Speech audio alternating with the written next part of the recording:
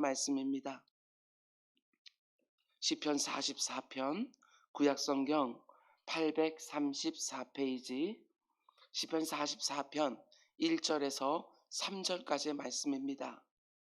44편 1절에서 3절까지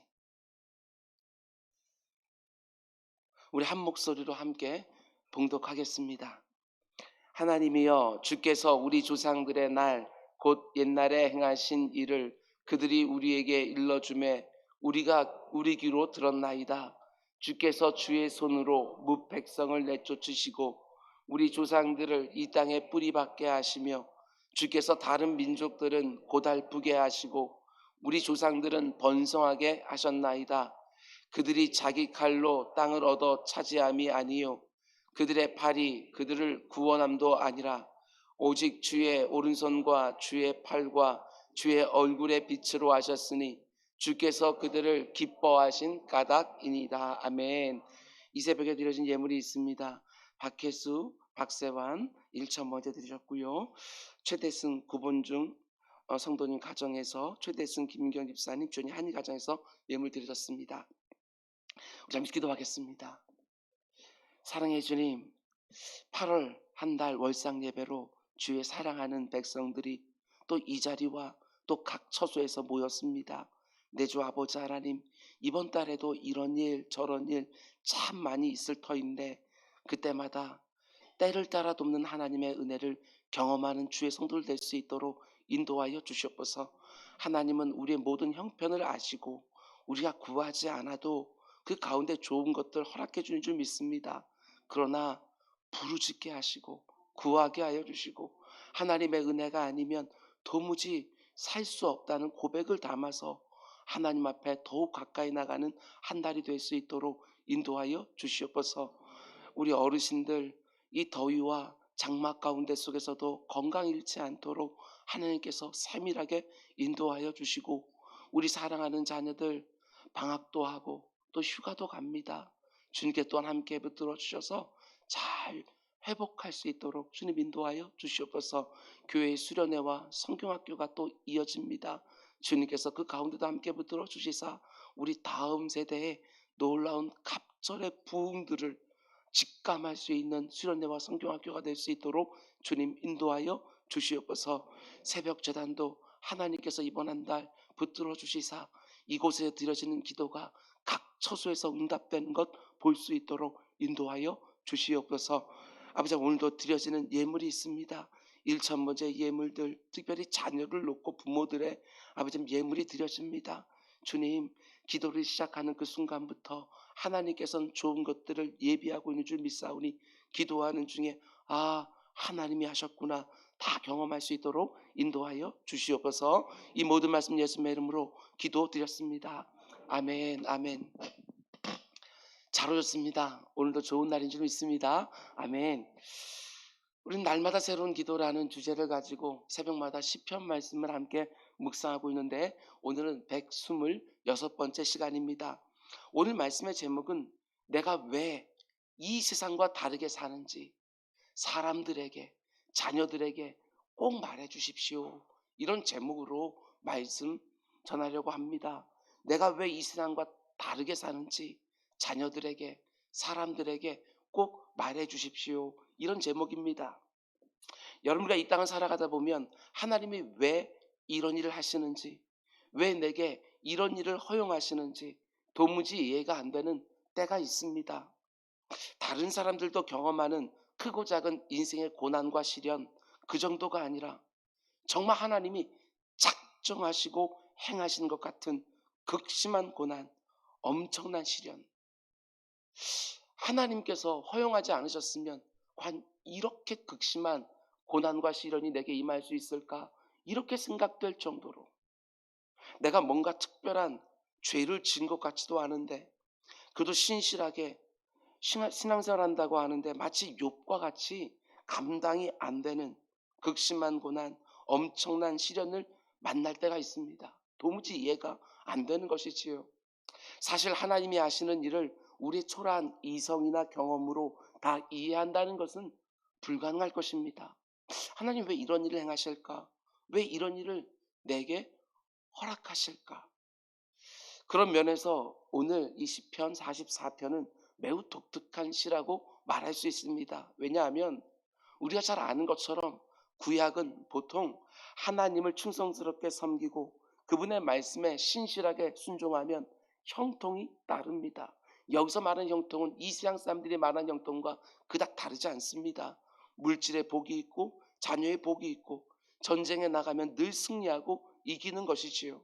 그런데 신약으로 넘어오면 그 형통이 영적인 의미로 재해석되면서 구약에는 아직까지 하나님의 그 섭리가 완전히 열리지 않았기 때문에 다른 믿지 않는 사람들과 동일한 방법으로 하나님을 잘 섬길 때 그와 같은 형통을 허락해 주었지만 신약으로 오게 되어지면 하나님의 섭리가 하나님의 계시가 확 하고 온전히 열리면서 그 형통이 영적인 의미로 재해석되기 시작합니다. 그래서 하나님을 잘 섬기고 그분의 말씀에 온전히 순종하는 성도들에게도 의로운 고난이 임하기도 하지만 구약에서는 그런 것들이 상대적으로 굉장히 적습니다. 그런데 오늘 20편 나오는 사람들을 보면 지금까지 믿음으로 신실하게 살았습니다. 많은 고난과 시련이 있기도 했지만 오직 하나님을 믿고 의지하면서 말씀에 순종하며 산 것이지요. 그런데도 지금 어떤 상황을 만났느냐? 우리가 이번 주에 계속 보겠지만 너무나 결정적인 전쟁에서 너무나 큰 패배를 당했습니다. 수많은 사람들이 도륙을 당하고 수많은 사람들이 포로로 잡혀서 이쪽 저쪽 나라에 노예로 팔려간 형국입니다. 너무나 처참한 현실 앞에서 이스라엘 백성들이 하나님 앞에 모여서 기도하고 있는 것이지요. 하나님, 우리가 지금까지 이렇게 신실하게 살았는데 어떻게 우리에게 이런 일이 일어날 수 있습니까? 도무지 이해할 수 없는 상황 앞에서 수많은 의문을 가지고 처절하게 기도하고 있는 장면입니다. 그런가 하면 오늘 시편이 독특한 이유가 또 하나 있는데 지금까지 우리가 본 대부분의 시편들은 지극히 개인적인 시편이었습니다. 근데 오늘 시편을 잘 보게 되어지면 주어가 대부분 복수로 되어 있는 것을 보게 되어집니다. 물론 단수로 내가 이렇게 나오는 것도 있지만 그것은 그 회중들을 대표하여 왕이나 제사장이 그렇게 기도하고 있는 것이고 이 전체 맥락을 보게 되었으면 회중들, 무리들이 하나님 앞에 나아가 기도하고 있는 모습이에요.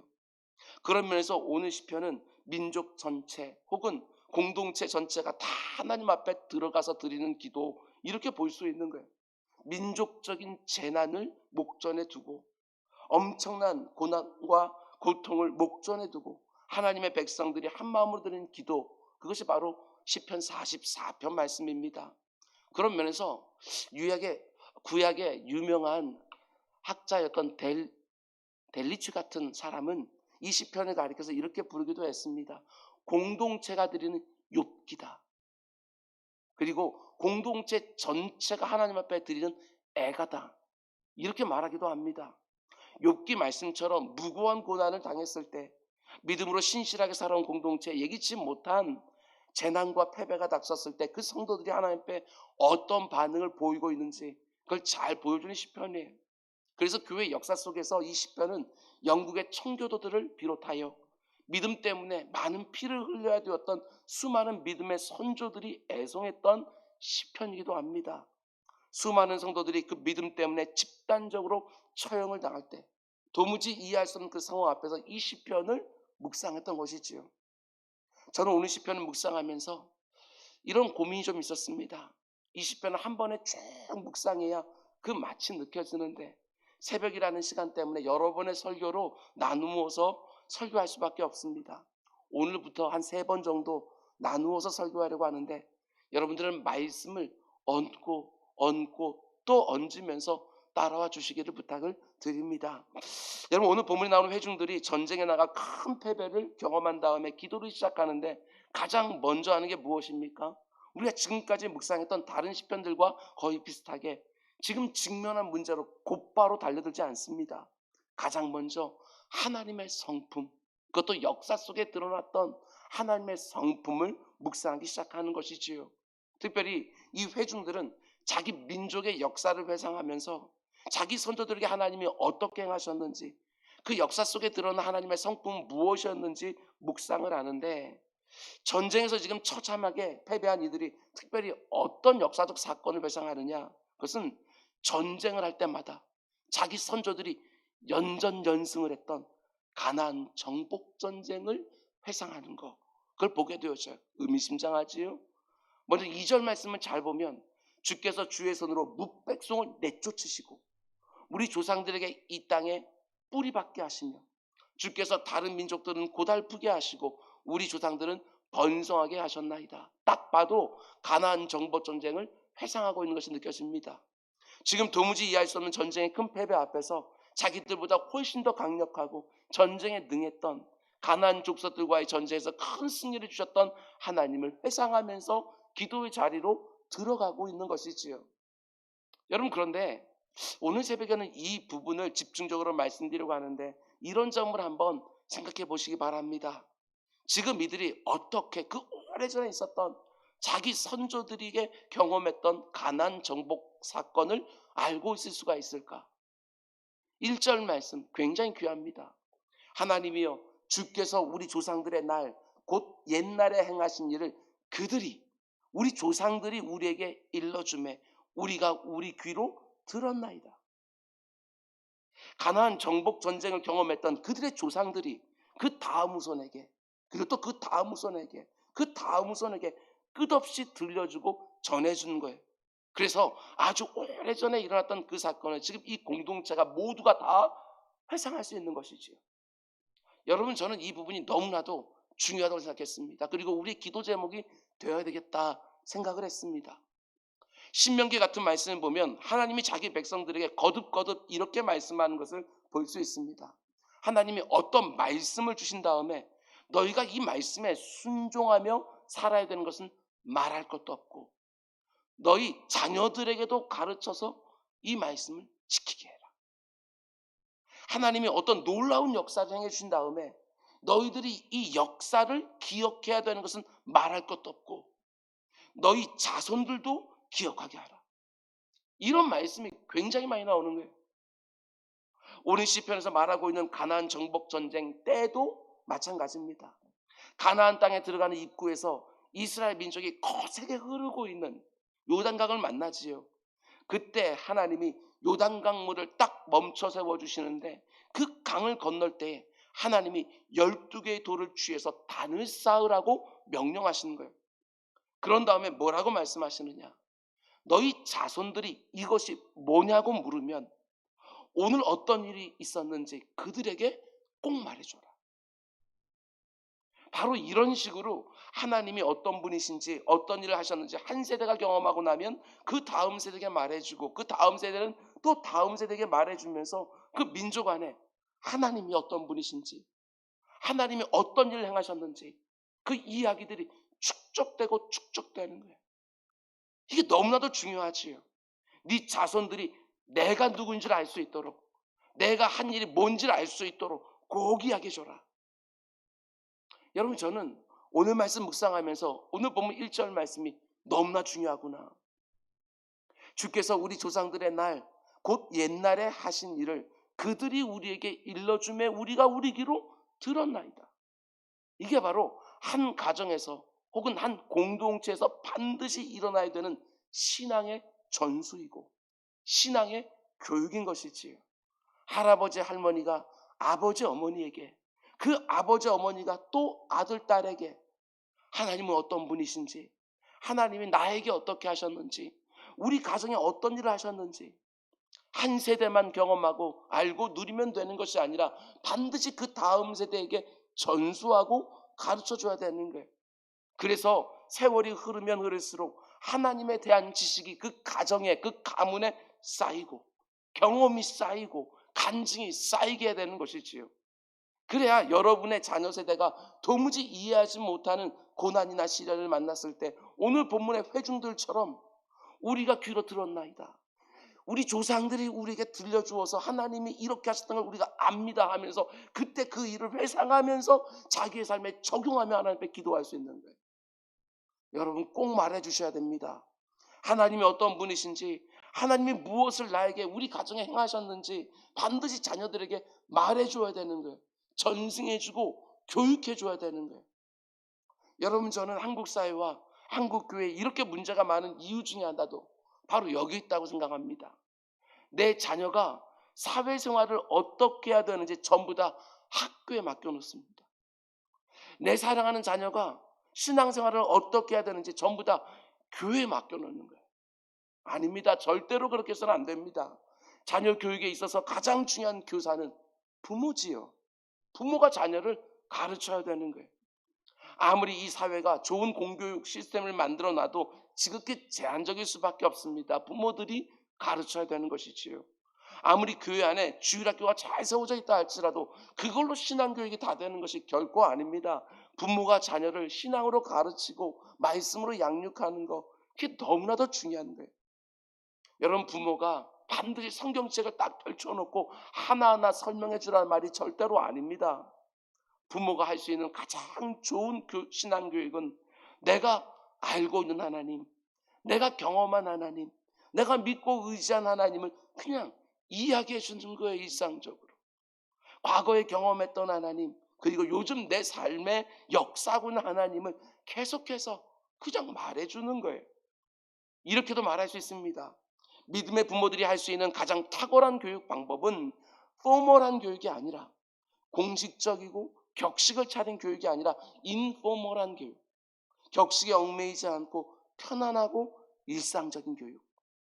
학교나 주일학교라고 하는 공식적인 라인을 통해서가 아니라 비공식적인 라인을 통해서 자녀들의 일평생을 좌우하는 어마어마한 영양분과 결정적인 교훈이 주어지는 거예요. 여러분의 경우도 한번 생각해 보셔요. 다시 말씀드립니다. 자녀 교육의 가장 중요한 방식은 부모의 전승이에요. 전할 전자에 받을 승자. 부모가 전해주고 자녀가 받는 교육. 이게 너무나 결정적이지요. 오늘 이 새벽에 다시 한번 우리 마음 가운데 속에 다짐합시다.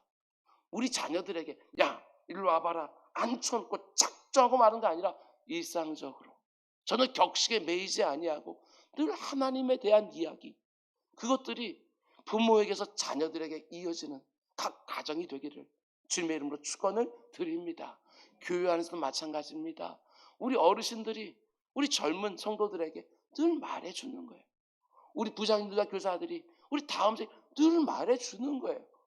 공과 공부 시간 이게 아니라 그냥 일상적으로 우리 하나님이 이런 분이셔, 얼마나 좋으신 분인지 몰라 하고. 여러분, 그런데 부모의 전승을 통해서 구체적으로 뭐가 전수되어야 되느냐? 1절 말씀을 다시 보면 하나님이 주께서 우리 조상들의 날 곧 옛날에 행하신 일을, 뭘 전승해 주었습니까? 하나님이 우리 조상들에게 행하신 일을 전승해 주는 거예요. 그렇습니다. 믿음의 부모를 통해서 자녀들에게 반드시 전해줘야 될 이야기는 하나님이 행하신 일이지요.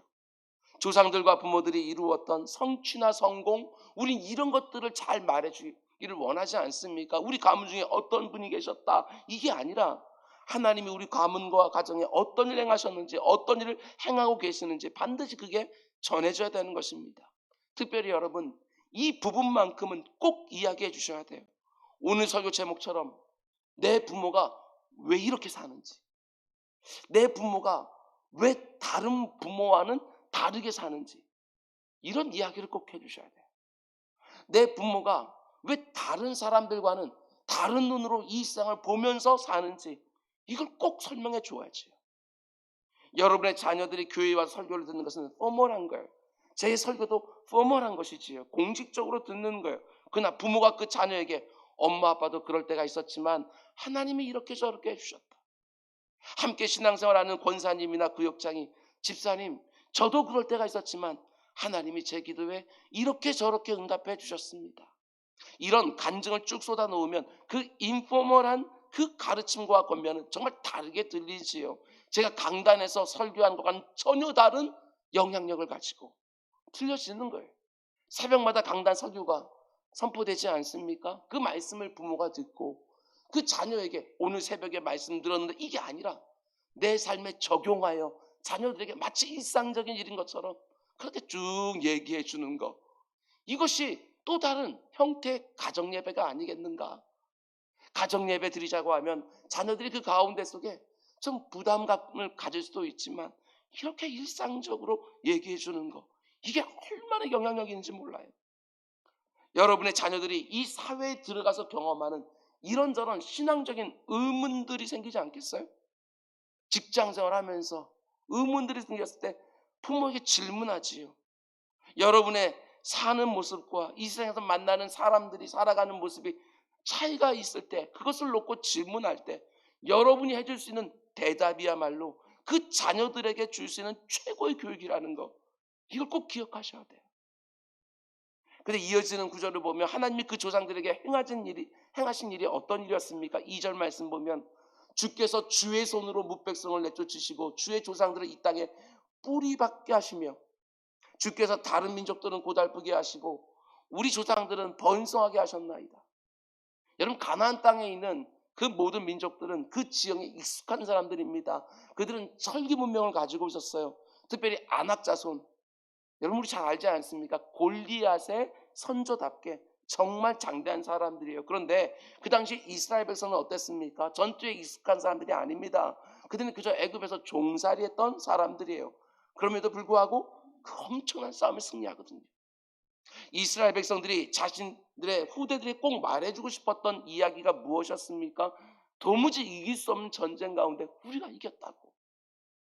우리의 팔과 우리의 칼과 우리의 힘이 아니라 만군의 왕이 되시는 그 하나님이 그 불가능해 보이는 전쟁을 승리케 해주셨다고. 우리의 힘으로 승리한 것이 아니라 하나님이 승리케 해주셔서 우리가 지금 이 땅에 살고 있다고. 우리도 이런 경험할 때가 얼마나 많습니까? 어떤 일이 내게 벌어졌는데 아무리 봐도 내가 해결하는 게 아니에요. 나도 최선을 다해서 애를 썼지만 잘 보면 하나님이 다 이렇게 저렇게 결정적인 순간에 역사해 주신 거예요. 나는 부족했는데 그 강력해 보이는 그 문제를 하나님이 이기게 해주시는 거예요. 그게 바로 믿음의 부모들이 그 자녀에게 꼭 들려줘야 되는 간증이지요. 내 인생에 만났던 이런저런 고난이나 시련보다도 훨씬 더 강하고 훨씬 더 놀라운 능력으로 하나님이 나를 능하게 해주셔서 그 모든 것들을 넘어가게 하셨노라고. 그걸 간증 형태로 꼭 말해줘야 되는 것이지요. 꼭 말씀해 주십시오. 하나님의 도우시는 손이 얼마나 강력한지 꼭 말씀해 주십시오. 하나님이 어떻게 부모의 삶 가운데 속에 그 위기 하나하나를 넘어가게 하셨는지 꼭 말씀해 주셔요. 그래 여러분의 자녀들이 그와 비슷한 상황을 만났을 때 어디로 달려가겠어요? 하나님께로 달려가지. 나의 약함을 고백하면서 어디를 봐도 나를 도울 곳이 없는데 우리 부모가 늘 입버릇처럼 말했던 그 간증들이 생각나서 하나님 앞으로 달려가지 않겠어요? 꼭 말씀해 주셔야 돼요. 그런가 하면 또 하나, 믿음의 부모가 자녀들에게 꼭 가르쳐줘야 되는 것이 뭐냐? 3절 말씀 보면 그들이 자기 칼로 땅을 얻어 차지함이 아니요 그들의 팔이 그들을 구원함도 아니라 오직 주의 오른손과 주의 팔과 주의 얼굴빛으로 하셨으니. 왜 이렇게 해주셨느냐? 주께서 그들을 기뻐하신 까닭이니라. 가나안 민족과의 싸움에서 승리한 것은 다른 이유가 아니라 주께서 그들을, 우리 조상들을 기뻐하셨기 때문에, 오직 하나님의 전적인 은혜와 하나님의 다음 없는 사랑 때문에 우리가 승리할 수 있었노라고. 하나님의 능력이 우리의 능력이 되고 하나님의 강함이 우리의 강함이 되었는데 생각해 보니까 하나님 그렇게 줄 이유가 없는 거예요. 그 자기들의 선조들이 또 들은 이야기가 뭐예요? 얼마나 하나님 앞에서 폐역한 죄를 많이 지었는지 다 봤거든요. 가나안 전쟁을 하기 직전에 어떤 일이 벌어져요? 제가 1절에 말씀을 드렸습니다. 바로 거기 미디안 족속 여인들과 간음 사건이 벌어져요. 가나안 땅에 들어가기 목전에 두고 40년 광야생활 다 끝났는데 그 다 끝난 끝자락에서 그와 같은 짓을 해버리죠. 아무리 봐도 하나님께서 그 민족들에게 가나안 땅을 주실 이유가 없어요. 그런데 뭐라고 말해요? 주께서 그들을 기뻐하신 까닭이라. 기뻐하신 이유도 없어요. 그런데 기뻐하신 까닭이라. 이거밖에 말할 수가 없는 거 아니겠습니까? 여러분과 저를 생각해 보아도 정말 그렇지 않습니까? 내가 내 자신을 아무리 생각해 봐도 하나님 왜 나를 기뻐하신다고 말하는지, 하나님이 왜 나를 사랑하는지, 나 같은 사람을 왜 사랑하는지 도무지 이해가 안 되는 거예요. 그러다 보니까 우리가 어디로 귀결되어집니까? 이게 바로 하나님의 은혜구나. 일로 가게 되어지는 거예요. 아무리 생각해봐도 하나님께서 나를 이렇게 사랑해 줄 이유가 없어요. 내 인생 가운데 이렇게 함께 동행해 줄 이유가 없어요. 이 엉터리하고. 그런데도 불구하고 이렇게 동행해 주면 나와 함께 하시며 내게 좋은 것들을 허락해 주신다. 그게 은혜지요. 자격과 조건이라고는 도무지 안 되는데 하나님이 일방적으로 베풀어 주시는 그분의 호의, 이렇게밖에 말할 수가 없는 거예요. 믿음의 부모가 자신의 자녀들에게 꼭 가르쳐줘야 되는 것 중에 하나는 분명합니다. 하나님이 얼마나 은혜와 사랑에 한이 없으신 분이신지, 하나님이 얼마나 넉넉하신 분이신지 그걸 분명히 가르쳐줘야 돼요. 그래야 내 사랑하는 자녀들이 혹 심각한 죄를 지었을 때라도, 혹시 믿음에 실패했을 때라도 두려워하지 아니하고 낙심하지 아니하고 하나님의 은혜와 사랑에 의지하여 그 죄에서 빠져나올 수 있는 거예요. 다시 믿음의 길로 돌아올 수 있는 거예요. 오늘 이 말씀 꼭 기억하십시오. 주께서 우리 조상들의 날 곧 옛날에 행하신 일을 그들이 우리에게 일러주매 우리가 우리 귀로 들었나이다. 어떤 식으로든지 기회가 있을 때마다 내 사랑하는 자녀들과 믿음의 후손들에게 신앙의 전수 정말 부지런히 간증해 주십시오. 뿐만 아니라 오늘 하루, 이번 한 주, 이번 한 달, 아니 우리가 살아가는 모든 날 동안 하나님께서 내 주변에 붙여준 그 사람들에게 포멀하게 말고 작정하고 딱 세워놓고서 신앙교육 시키는 게 아니라 그냥 같이 식사하면서 같이 대화하면서 은연중에 흘러나오는 하나님이 내게 어떤 분이신지, 내게 어떻게 역사하고 계시는지 이것들이 쭉 흘러가게 해서 정말 비에 젖듯이 여러분 주변에 있는 사람들이 나중에 문제를 만났을 때 그 말이 생각이 나서 나도 그 하나님께 어떻게 하면 나갈 수 있느냐고 여러분에게 물을 수 있는 복된 기회가 있기를 주님의 이름으로 축원을 드립니다. 기도하겠습니다. 사랑의 주님, 내가 다른 사람들에게 복음을 전한다고 하는 거, 내 사랑하는 자녀들에게 하나님에 대해서 말해준다고 하는 거, 아버지 그것들이 어떤 특별한 형식을 갖는 것들이 아니라 그저 내게 체화되어서 그냥 은연중에 이렇게 흘러갈 수 있도록 아버지 전수되어지는 놀라운 역사 볼 수 있도록 인도해 주시옵소서. 각 가정에서 전해주고 받고 이렇게 부모를 통해서 자녀들에게 신앙이 전수된 놀라운 역사 있게 하여 주시고 내가 살아가는 1터와 3터에서 나를 통하여 은연중에 하나님이 어떤 분이신지 예수 그리스도의 복음이 어떤 것인지 계속해서 흘러가는 복된 날들 이어질 수 있도록 인도하여 주시옵소서. 우리 사랑 성도님들 또 이제 세상으로 나아갑니다. 8월 1일 첫날에 또 세상으로 나아갑니다. 거기 어떤 일이 있는지 모르지만 그 가운데 내가 감당할 수 없는 수많은 일들이 또 있겠지만 내 주 아버지 하나님 그 고난과 시련보다도 훨씬 더 강력하신 하나님이 나와 함께 하시며 능히 이기게 하실 줄 믿고 승리를 선포하며 하루를 한 달을 시작하는 모든 성도들 될 수 있도록 인도하여 주시옵소서. 이 모든 말씀 예수님의 이름으로 기도드렸습니다. 아멘.